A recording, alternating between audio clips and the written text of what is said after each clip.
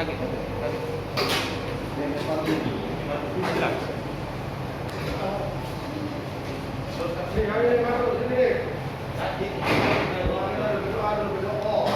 tadi kita periksa jenazah atas nama Alek umur 30 tahun ya.